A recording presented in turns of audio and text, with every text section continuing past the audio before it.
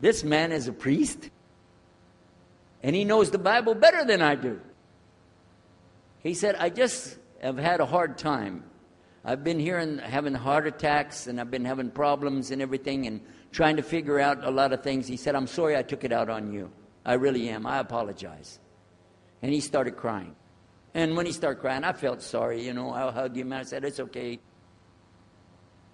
One day I went to the hospital, and my friend was gone. So I started visiting with the priest. And that happened one time. I went to visit him at the hospital, and he was gone. And I asked him, where did he go? They said he went home. I said, home? He's a missionary priest from South America. How did he go home? She said, I don't know. He's not here. I'm sure his family. I said, he has no family. I know him personally. He has no family. Where did he go? She said, I don't know. We're not responsible for them. I said, well, let me see where he went. You got it in your file? She said, I can't do that.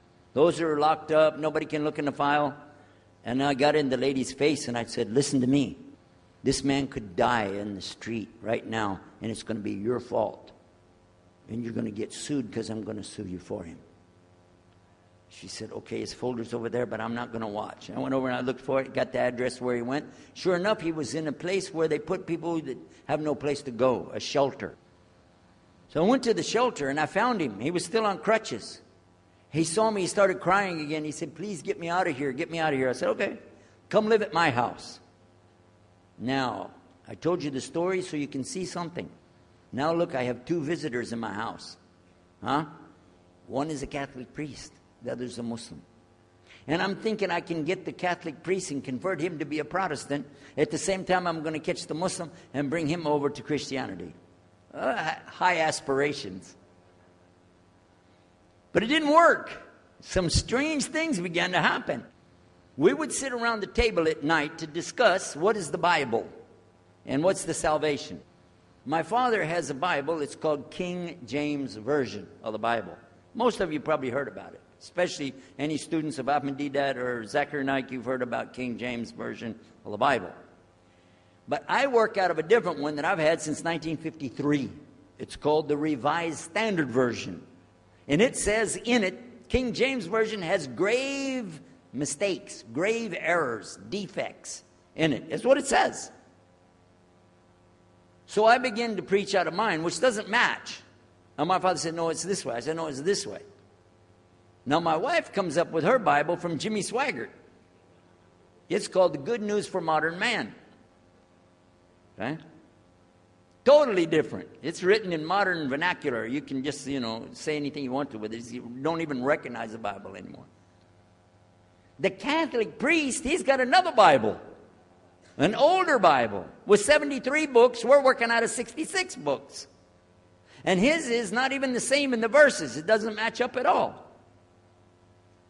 And I never even knew about this subject until then. And he's saying this, and I'm saying that. My father's saying something else. My wife's on something else. And all the time, Muhammad the Muslim is sitting over there like this. So we asked him. I guess it was me asking him. I said, well, how many versions of your book, your Quran, do you have? He said, the Quran has no versions. There's only one. It's original. It's in the Arabic language. ذَلِكَ الْكِتَابُ لَا رَيْبَ فِيهِ. This is the book that has no doubt. Hudal al-Muttaqin. It's guidance for those who have taqwa for Allah. This shield or taqwa that you have to have between you and Allah subhanahu wa ta'ala. And only certain people are going to get the huda, hidayah, dina, from this Quran. These people that have the taqwa. So when he's telling us that the Quran is one, I'm going, huh? And it's in the original language. We still have it. You know what I was thinking? He's lying. I was sure he was lying because he could see the problem we were having, and he just sat back and made that up. But I don't know Arabic at that stage, so I don't know what to say. Maybe. I don't know.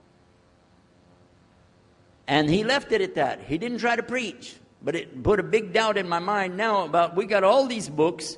He's got one. And la rayba fi, no doubt in it. So another time, we had another discussion that came up. Now this time, I went to the other preacher who had the cross.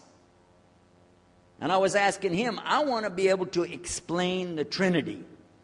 He said, you know the Trinity. I said, yeah, I know. And I know the Council of Nicaea when we had that. But I want to know the way to explain it so a human being can just understand it.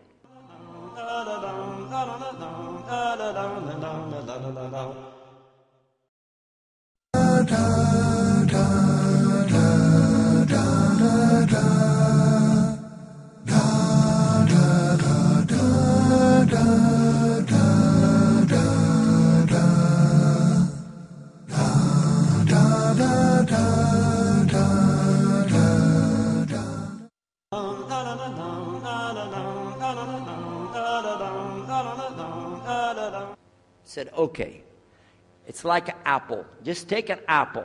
The apple has a shell around the outside, the skin. Inside is the meat. Inside of that is the seeds.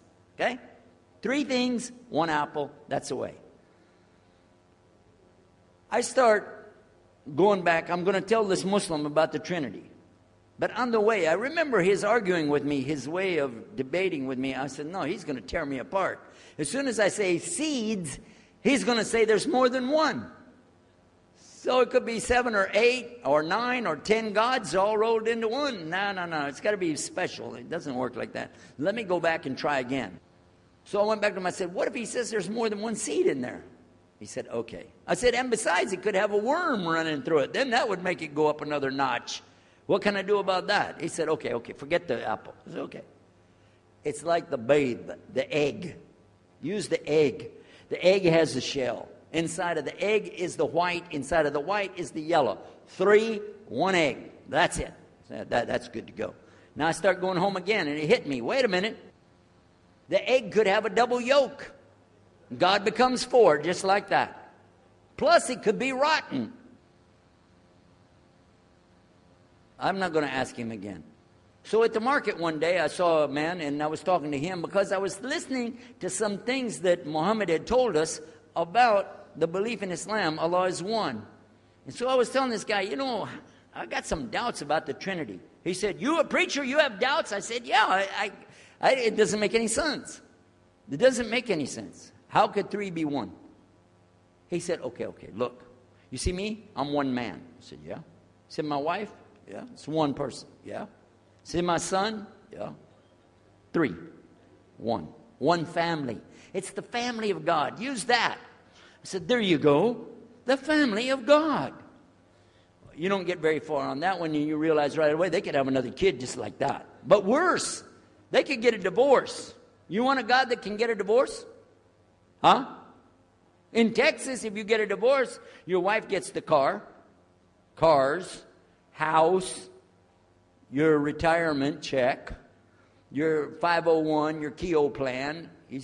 She's going to get your computer and even your email. You got nothing left. And I don't want a God that could have a worm in it. I don't want a God that can be rotten, and I don't want a God that can get a divorce. I want to explain this Trinity the right way. Sure enough, the subject came up, Trinity. There we are. Now here's the priest trying to talk about the Trinity is like an apple. I'm going, go there. And then he's egg, don't worry about it. The family of God, forget about it.